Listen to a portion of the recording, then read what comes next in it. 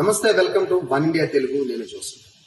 మనకు మన పేరెంట్స్ కానీ లేకపోతే మన పెద్దవాళ్ళు కానీ ఇంకెవరైనా మనం పనిచేసే చోట ఆఫీసులో కానీ ఇంకెక్కడైనా ఒక స్వేచ్ఛనిచ్చినప్పుడు ఆ స్వేచ్ఛను సరైన దారిలో వాడుకుంటే ఎవరికి ఎలాంటి ఇబ్బంది ఉండదు. ఎప్పుడైతే స్వేచ్ఛ వచ్చింది కదా అని చెప్పి దాన్ని మిస్యూజ్ చేస్తూ ముందుకెళ్తామో అప్పుడు ఖచ్చితంగా ఇబ్బందులు ఎదుర్కోక తప్పదు. ఇదే జరిగింది ఇవాళ సరూర్ నగర్ లో.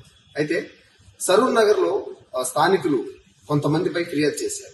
రాత్రుల పూట అసాంఘిక కార్యక్రమాలకు పాల్పడుతున్నారని, వీళ్ళ మీద కఠిన చర్యలు తీసుకోవాలని సరూర్ నగర్ లోని పిఎన్టీ కాలనీ స్థానికులు అక్కడ ఉన్నటువంటి స్థానిక పోలీస్ స్టేషన్ లో ఫిర్యాదు చేశారు. ఇది ఇంతకీ ఫిర్యాదు ఏంటి, ఎవరి మీద ఫిర్యాదు చేశారంటే ఒక 10 మంది ట్రాన్స్జెండర్లు ఒక గుంపుగా ఒక ముఠాగా ఏర్పడి ఆ ప్రాంతాన్ని పిఎన్టీ కాలనీ ఏదైతే ఉందో దాన్ని ఒక రెడ్ లైట్ ఏరియాగా మార్చేసి సెక్స్ దందాగా చేస్తూ రకరకాల కార్యక్రమాలు నిర్వహిస్తూ కనీసం ఆ దారిన నడిచి వెళ్లాలంటే ఇబ్బందికర పరిస్థితులు సృష్టిస్తూ నానా హంగామా చేస్తున్నారు.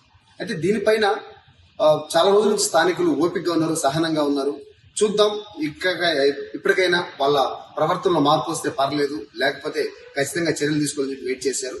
అయితే ఇక్కడ ఒక విషయం మనం ప్రస్తావించుకోవాలి. రేవంత్ రెడ్డి ప్రభుత్వం ట్రాన్స్జెండర్లకు మంచి అవకాశాన్ని కూడా కల్పించింది.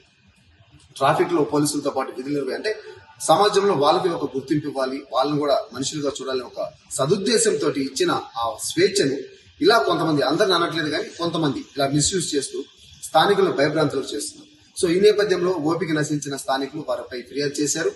గట్టి నిఘా పెట్టినటువంటి సరూర్ నగర్ పోలీసులు గత రాత్రి వాళ్ళని అరెస్ట్ చేసి స్టేషన్ తరలించారు. అయితే దీంతో స్థానికులు ఊపిరి పీల్చుకున్నారు.